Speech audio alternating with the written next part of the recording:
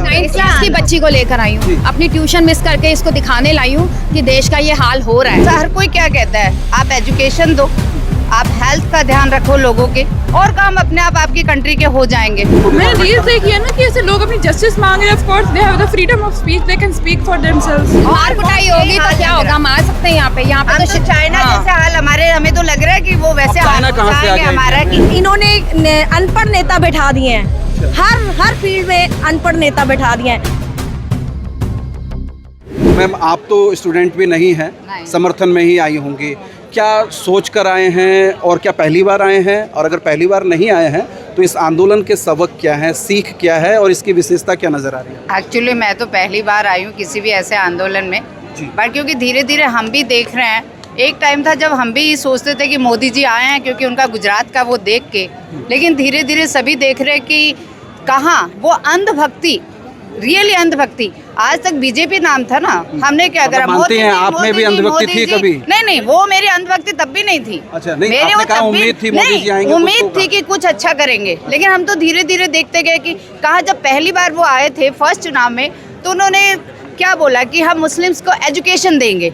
तो हमें भी खुशी हुई कि भाई कांग्रेस तो यूज कर रही थी उनको, अब मोदी जी आए हैं तो शायद उन्हें मेन स्ट्रीम में ला के और हम सब अच्छे से उनकी भी एजुकेशन होगी। बट हुआ क्या, धीरे धीरे कहाँ से मंदिर बुद्धा आ गया, और कहाँ से आप रोज देख रहे हो दिल्ली में पीछे, जब पहले भी कितने पूरे देश में, दिल्ली की बात नहीं है, पूरे देश में सांप्रदायिकता की राजनीति हो रही है। मुझे कहते हुए कोई इसमें गुरेज नहीं है, पर मैं एक चीज मैडम, एक चीज जानना चाहूँगा, क्या आप अपनी अब तक की जिंदगी में ये पहला प्रोटेस्ट है जिसमें शामिल हो रही हैं? हाँ जी, मैं पहला प्रोटेस्ट है। अब दोस्तों, यही बड़ी खासियत है इस आंदोलन की कि आप पहला, मतलब उम्र कितनी हो गई है महिलाएं वैसे भी नहीं बताती है, पूछना भी नहीं चाहिए, लेकिन आप पेरेंट्स हैं और पहली बार किसी आंदोलन में अपने जीवन में शामिल हो रही हैं।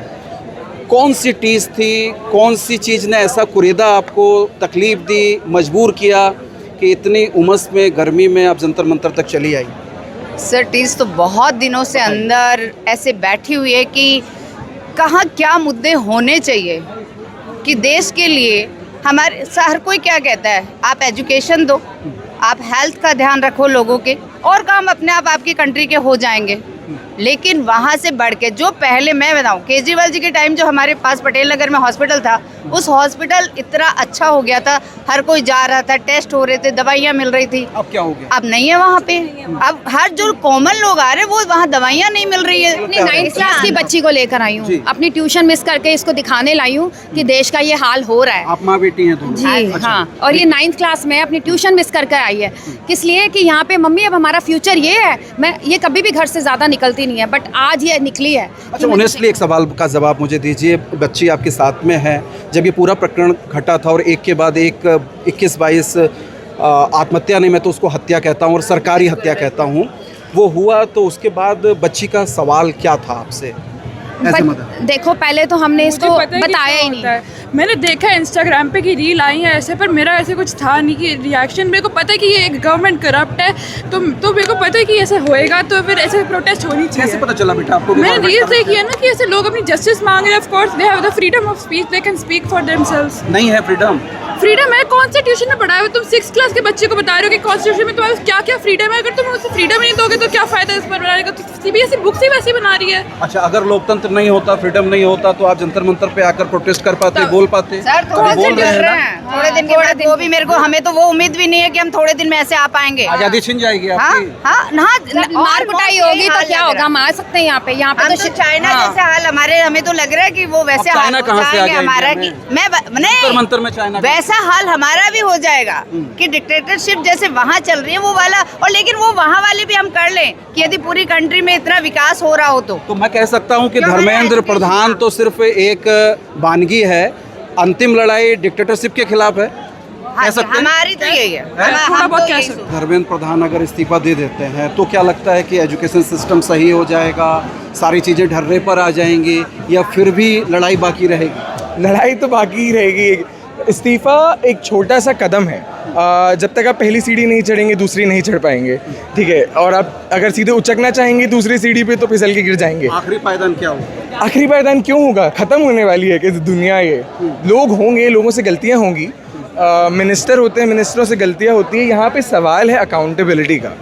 हमने गलती करी, मैंने गलती करी, कल के दिन मेरी टीचर, मैंने गलत कुछ असाइनमेंट लिखा है स्कूल में, कॉलेज में, तो वही जवाबदेही की बात मैं भी कर रहा हूँ कि क्या जवाबदेही वो सिर्फ शिक्षा मंत्री का होता है या देश के प्रधानमंत्री का भी होता है? बिल्कुल क्योंकि होता मुखिया है। तो वो है। अरे बिल्कुल होता है, प्रधानमंत्री से तो सवाल है ही, मगर शिक्षा मंत्री से तो आप सिर्फ धर्मेंद्र प्रधान का ही मांग रहे हैं। क्योंकि इमीडिएट वाली बात होती है ना, अगर मेरे को कोई कार्यभार सौंपा गया है तो कुछ सोच समझ के सौंपा गया है, वरना तो फिर मिनिस्ट्रियाँ खत्म करके सिर्फ एक प्रधानमंत्री रखिए ना। मैंने अभी सुना था कि अरविंद केजरीवाल आए थे। जी। नैरेटिव सिर्फ दूसरी तरफ से नहीं फैलाए जा रहे हैं, इस मंच से भी फैलाए जा रहे हैं। वो आए, वो बोलते हैं धर्मेंद्र प्रधान को इस्तीफा देना चाहिए, सोनम वांगचुक जी को शिक्षा मंत्री बना देना चाहिए।